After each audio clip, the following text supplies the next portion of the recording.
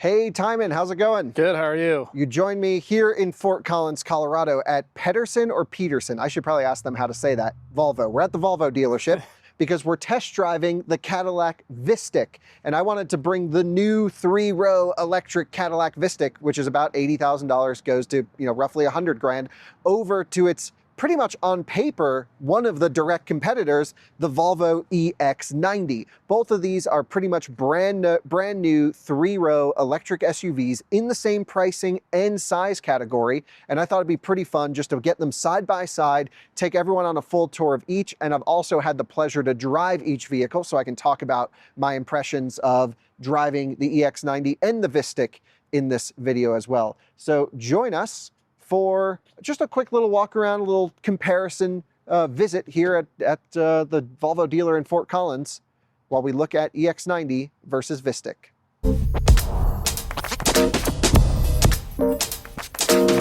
So Tijmen, we are on our BITS channel, which is all just like little behind the scenes videos. We post a ton of content on here. So if you're not subscribed, do subscribe to this channel because it's just stuff like this, charging content and a bunch of other things, just little extra bits and pieces of content, which is why we called it that. So Tijmen, Cadillac Vistiq.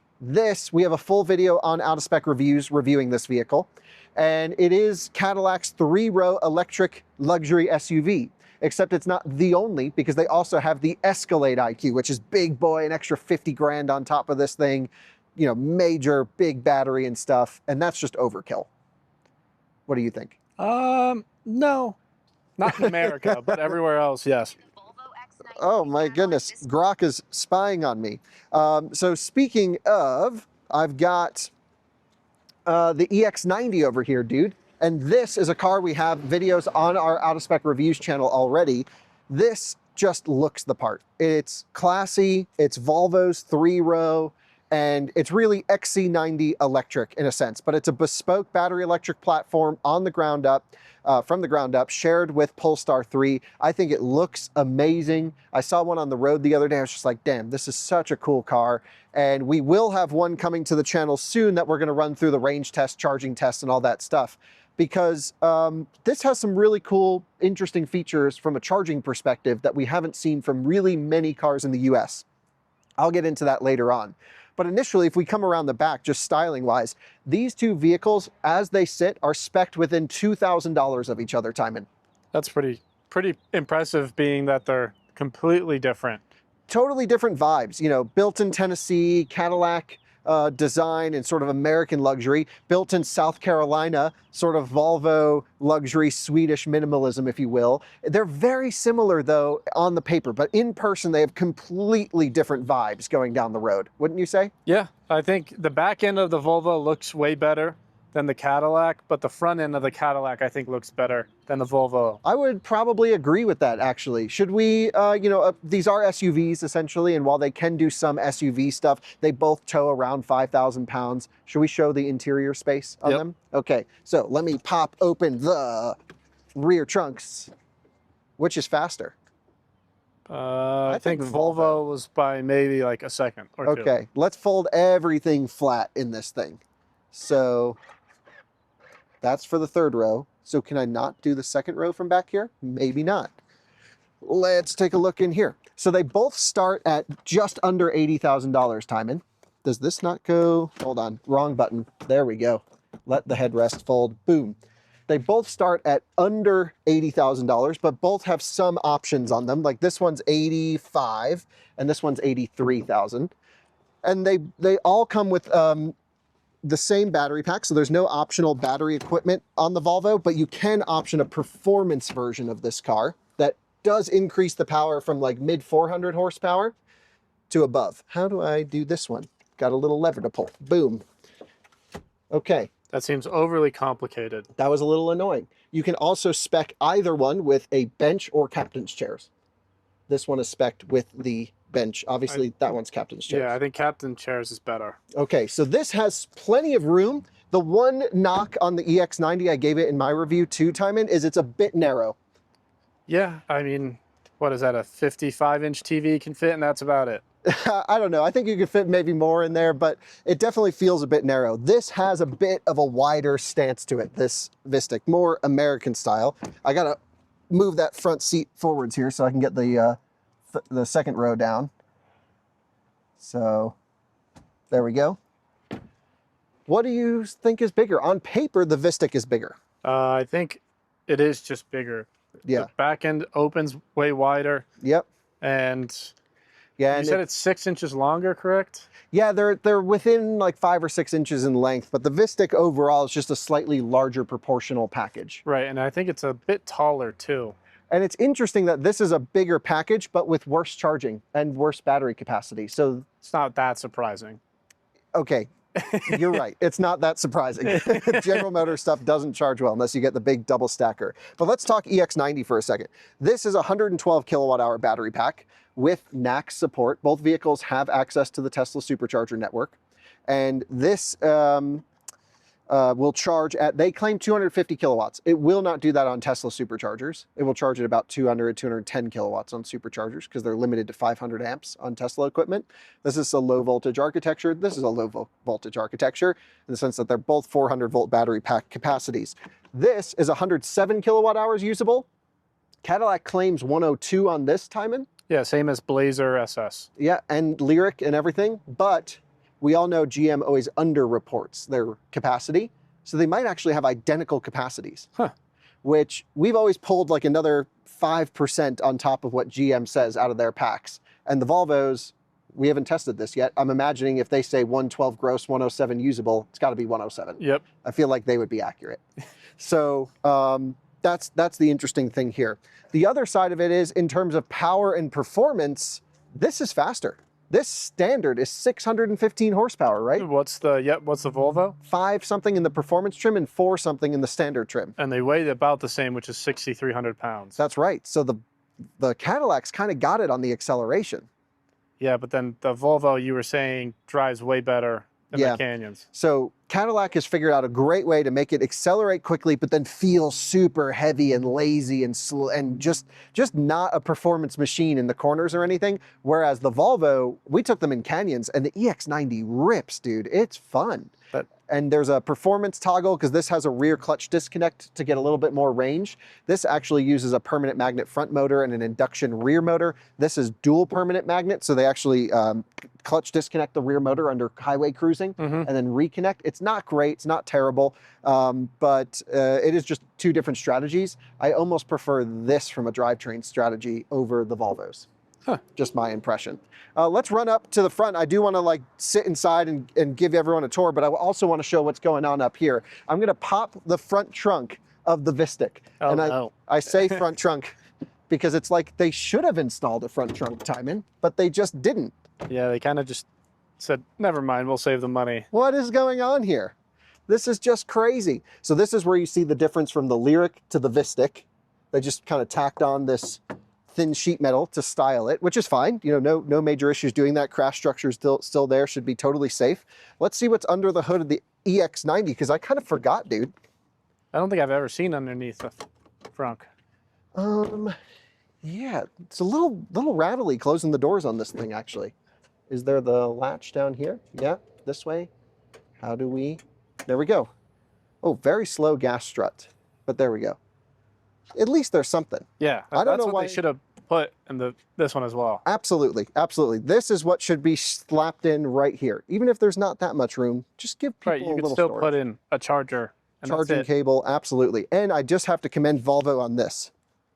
That is huge. That is so nice. You're never going to spill. Well, I would say never, but... Well, I don't know. Sometimes my aim isn't always great. And then then you got this here, which is just the Cadillac version. So again, same price. That about sums up the experience to me. I'm just going to take a picture of that right now because that is hilarious to me. That is so funny. Let me know if you care about this in the comments below. A lot of people comment they don't need a front trunk. They don't care. And they think that's easily serviceable. That's the argument. Yeah, I don't think there's really that big of a difference. I'm not a front trunk guy, but you end up putting something in it even if you never use it. So So we have to talk about the elephant in the room, which is Tijmen's favorite feature of the EX90. God, it is so disgusting. The LiDAR mounted, roof mounted system. Currently, the EX90 has like a very limited driver assistance functional system. But Tijmen, I've actually seen 3 separate EX90s on the road doing driver assistance validation just recently. And they have like camera signs all over them. That's like, hey, we're out testing. Currently, this is super limited. It like does lane centering on highways. I think lane changes, if I remember correctly. But soon, they claim it's ready for level 3+. Whatever See, everyone says they're ready for level 3+, and then you jump in a Cadillac and it's pre-mapped only. Right, so we'll get to that in a second, but I do think what's cool about the EX90 is this thing had some major software bugs at launch, no way around it. We've seen it from our viewer base and others. It sounds like it's getting better, and I think once they work the bugs, then this will have so much functionality from a driver assistance standpoint, assuming they keep working on it and it keeps getting updates. I like how there's so much headroom here from a driver assistance standpoint versus the Cadillac system, which doesn't allow lane centering unless it's a pre-mapped road. I don't think Volvo is the same. I think they'll let you do lane centering everywhere. At least one day they definitely should. And this has a really tried and true and tested highway driver assistance system that will just use Super Cruise, you know, hands-free with eye tracking going down the highway. And it does work really well when it works, Tijmen. Yeah, when it works, it does a good job, but 90% of the time it doesn't work. Right, where, you know, especially where we live in northern Colorado, there are very few mapped roads where you kind of just have to drive this manually all the time. Whereas I feel like the Volvo's driver assistance is just going to be better into the future. And that is, while it may sound not super important for a lot of people, to me, that is one of the most important features of a car. What else should we talk about up here? I mean, the design, the range, we haven't talked range, we talked battery capacity. Yeah, what's the range on the Volvo? Like just over 300 miles. Yeah, and this just over 300 miles. Says 300, but it's going to be like 270. We don't know exactly. We really should do an efficiency test with all the SUVs side by side. Would be interesting. As far as we can tell though, Tijmen, they're going to be near as makes no difference in terms of range and everything like that. From a charging standpoint, this feels a little bit more robust to me, but also the curves that I've seen on Polestar 3 haven't been that incredible. And so this is one of the only vehicles on sale that takes more than 500 amps. That's the special thing. So it's a low voltage system architecture, but this will actually request 600 or even more amps from an EVSE, whereas that is locked at 500 amps. And so while they're both low voltage, that's where the 250 kilowatts comes from on this. I can't think of a single charger that can give it that right now in the US. Maybe Alpitronics can get it to 250 if it's capped at 600 amps, but we haven't tested yet. That's one of the reasons Volvo is sending us one, so we can play around with this soon and do some real hardcore testing. So can't wait to see how that comes out. And yeah, looking forward to charging that. This we know charges pretty lame, but they've just done some over-the-air software updates for the GM 12 module pack, which this is, and actually all their other vehicles, to make the charging experience more stable across a wider range of temperatures, which we also haven't tested. So they're both a little bit unknown, but I think you and I can both agree, Tijmen, both don't charge that well. Yep. Just kind of lame that we're here in the US talking about 200, 250 kilowatt charging. Meanwhile, Jordan's in China right now looking at a Zeekr with 1200 kilowatt charging. Yeah, that'd be so nice to have. What are we doing over here? And that's the same company as Volvo. That's the crazy thing. Why is this not 800 volt golden brick 10 to 80 in 10 minutes? Why do we get all the crap? Because we're Americans. I guess we just buy this stuff because we have no option. Lucid Gravity, of course, is going to be the real big thing. I can't wait to have one to include in comparisons and stuff like this one day. Let's jump in the Volvo, first, second, third row real quick. Interior tour in this, and then I'll finalize with my impressions. Tijmen, hop in the front with me on the EX90.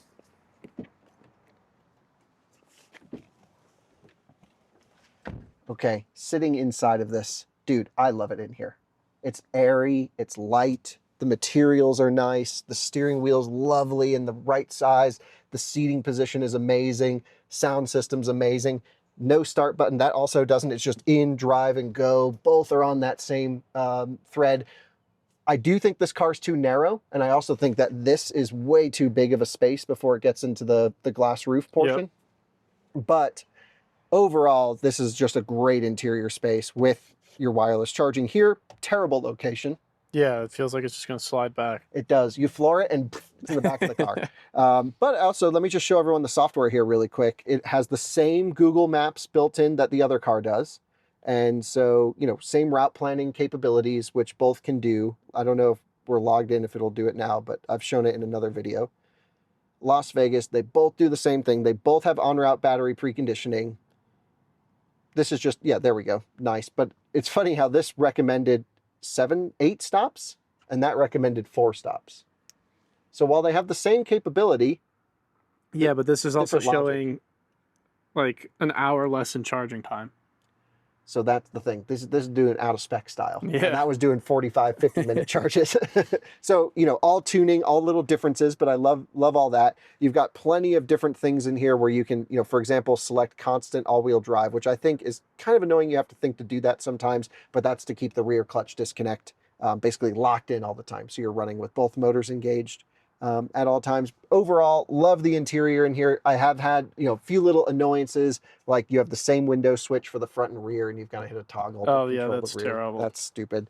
You know, you've just got similar sizing center console. To me, this feels like a happy, premium, airy place to be, Tijmen. The one downside with the Volvo is you have to spec the Bowers and Wilkins. Yeah, I mean, I think it's worth every penny though. Do not buy one without the Bowers and Wilkins. I'm sure the base Bose is fine, but you got to go for the big boy sound system in this. It's amazing. It's expensive. It's like a few grand. Oh. It's standard in the Vistiq to get the 23 nice. AKG. So that's pretty cool. Second row, then third row.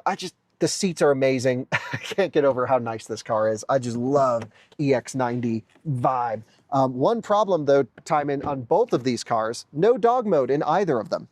Right, this has what, like an automatic mode, but you can't. This is like if it detects a heartbeat from the like radar in here, it'll keep the climate running, which is nice. And it can get over-the-air updates, and I heard they are getting dog mode at some point, but As they should. Not yet. How do I bring this up? There's like a little, I don't know actually. Anyway, the problem is, Tijmen, here, it's narrow.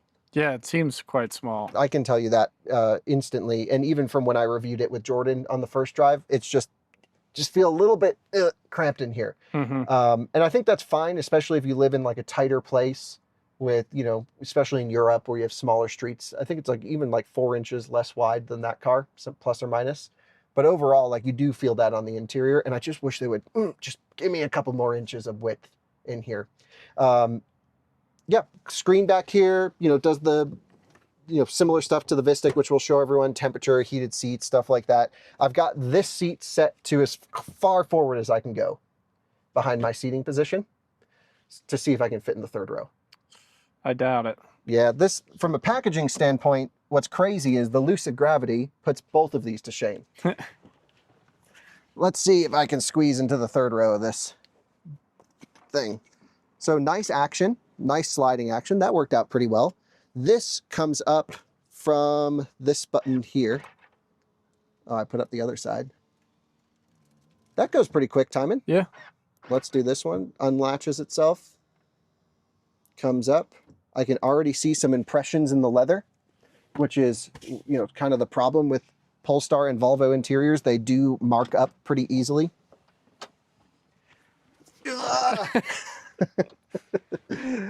First of all, these seats are higher off the ground than the Vistiq. Yeah, it seems like you're sitting way taller. Yeah, so no headroom at all. I'll give you that. That's a real problem. But also the knees are sorted. And you have similar functionality in each. I've got air vent, cup holder each side, USB-C on either side as well. So they both offer, I would say, very similar third row amenities. Surprisingly, Tijmen, and we'll show you this in the Vistiq, this is where the width goes in the Volvo's favor. Because of this packaging on the Vistiq, I'm really cramped in the third row from a width standpoint, like I was in the second row here. But here I've got room to breathe, dude. Yeah, I mean, this is nice. We could both sit back here, unlike the Vistiq. Let's see if I can come back to that exact seating position I was in. Not really. Yeah, I mean, the seat's down right now, but... Oh, it just latched when I moved back. It's really tight back here. And this is where I was sat for, you know, my height. So the third row in this vehicle, headroom and knee room sucks. However, in that one, the width sucks. So which would you rather want? Well, let's jump in the Vistiq and find out. As we look inside the Vistiq, Tijmen, first of all, you can spec this with a lighter interior. That, to me, is always my preference. Yeah, it's a must, honestly. Yeah, I think the dark interior with this like kind of fake carbon fibery stuff in the doors isn't my jam. But first of all, totally different experience. You just have so much more material in here. So I'm going to jump inside, and I'm going to say the Volvo has like amazing seats, but these are pretty good too. Yeah, they're comfortable. They're wide. There's not much bolstering, but there's a little bit of back shoulder support that feels good. It's an American seat. Yep, it's got the speakers in the headrest for the AKG. Steering wheel doesn't come out far enough. I've had to move this seat all the way up, but normally I'd sit, you know, somewhere around here, which is pretty good. And I do like how we are not plugged in at all, just out of mention. And it says charging rate 0.00 kilowatts. Oh, thank God. The port's not even open. It is nice that it shows charging speed and performance on the screen. I can't remember if early Lyrics did it, but they have improved some things with software. Anyway, speaking of software, to turn it on, you just touch the brake pedal like the Volvo. As any other car should be. That's just the way it should be. Drive, park, it does all the stuff you need it to do. It's got a Google-based operating system, which is actually pretty good. The screens are too dim, in my opinion. You disagreed with me. I think they're fine, but I can see like in a super bright day, they'd definitely be too dim. Yeah, I had the same issue with the Lyric. This thing's dinging at me because the door is open, so let me just close that. Pretty nice feeling doors and everything. You know, it's not crazy, crazy top quality, but for what it is, it's nice. I do like how you have this display layout. I actually really do like the Cadillac software in this car. I think while the EX90 has a screen size more to my liking, and I like that it's, you know, sort of everything's integrated into one. They put climate down here and this is over here. No CarPlay or Android Auto, which is fine for me because I hate CarPlay. Most people love CarPlay, can't figure out why, really, because it's so buggy and it freaks everything out all the time. But you can download all the apps you need on this. Built-in Spotify, Waze. Yeah, anything you can find on the Google Play Store, you can download. Yep, exactly. And it does route planning just like the EX90. So I can put in, you know, just to show everyone, Las Vegas, there we go, thinking, loading. So the EX90 said, what, 10 stops or something? This shows you how long you'll have driver assistance. This shows 6 stops, 5 charging stops. Yeah, I think EX90 was 2 more stops. Yeah, which is a little bit weird because the time on this isn't that much longer. I mean, we are going to do a 40-minute stop and a 37, but a couple 20-minute stops in there. Yeah, I think total time in the Volvo was 12 hours maybe. Okay, and this is 14:46. Oof. But that's only 2.5 hours for charging, which I think was similar. Huh. So traffic could be changing too. Yeah. But either way, both support very similar route-based planning, which is fantastic. Both have one pedal driving. This has all of the, you know, adjustments and everything. And actually GM's gotten so much smoother with their one pedal driving on this. We may have made a mistake earlier on in this video too, Tijmen, because when we were talking about Super Cruise, we mentioned that it doesn't do lane centering on non-pre-mapped roads. Yep, and now it does. Got great news. First GM product we've ever tested that does lane centering on non-pre-mapped roads. It's hands-on. Oh, we should check to see what software it's on. Yeah, how do we do that? No idea. All right, let's take a look. We're going to go to the settings menu. Then we're going to go down to the system. Oh, Android 12. Build number. That's our software version. I guess. There's also, oh gosh, I don't know. All right. Anyway, they don't make it super easy. Yeah. But I have to say, like, that's great. That's a huge addition and a real big selling point now for this one. Right. That was like, yeah. So anyway, we didn't make that super clear in the video, but I'm glad we found that out today because that's a huge, huge bonus. In general, the front seats are nice. The climate control is here. It works. It's fine. It's a little bit whatever, but you've got massaging seats, heated and cooled. The seats in this are fine. The steering wheel doesn't come out far enough. I know I've said it before, but it's a little bit annoying. Second row time. So this is about where a normal person my size who's 6'1" or 1.86 m would fit. Let's do second and third row. So, I'm going to put this up. First of all, I much prefer the captain's chairs just in general. It's not a direct comparison because the EX90 had the bench, but you can select captains in either and they're both comfortable. Even with the captain's chairs in the EX90, which I've sat in, feels a little cramped if I'm honest. This, it's American, baby. I got room. Look at that. This is great. We've got a nice little oh shit handle up here. I've got room to put my elbow. I've got vents everywhere because General Motors just knows how to do air conditioning. And this is just, if you got to put big people in the back, there's no choice between the two. You have to go Vistiq in this case. There's just so much more usable space. Now, what I'm going to do is put this seat, like I did with the EX90, all the way up here. Tijmen, would you mind, oh no, I think I can do this here. I'm gonna leave this seat in this spot because I don't think it retains the latch like the Volvo did. I'm gonna climb through the center and see if I can fit in that third row. Now the third row, super duper narrow back here. I mean, absolutely insane how much this side piece comes in. Does have an air vent, does have USB, does have cup holder. So it's got ticking all the boxes there. Much better headroom here than the EX90. Yeah, you're not even touching. I've also got a sunroof back here, or like a piece of glass, I should say. And it's just, you know, overall, even though the seat is a little bit more narrow, my elbow has room to move over. I've got an air vent right here, and this is the better third row, and I can fit easily with my knee here. So this is bigger, no question. That's a real shame. EX90 needs to be this dimension. This would have been perfect for that car. Yeah, I like it. This thing, you know, my knees are in my face because the floor is super, the seats are right on the floor. Yeah. Besides that, it seems a lot nicer in here, at least third row. Yeah, third row, second row. I think the Volvo front seats are better, but the interior in this is roomier and easier for a family. So Tijmen, for the same price, essentially the same range, software features all in mind, interior space all in mind, which one of these two would you take home? I think I would take the Volvo, but with the captain's chair, not the bench in the rear. I think that's probably a smart decision. And me personally, I would take the Volvo as well. I just think from a driving standpoint, we didn't drive them in this video. This drives much more to my liking. The seating position's much more to my liking. I would have to spec the Bowers and Wilkins. And I like the fact that I can get higher peak charging speeds out in the wild if I happen to find a charger that's capable of delivering 600 amps or so, which would be, you know, Alpitronics, which are going to be very popular here in the US very soon.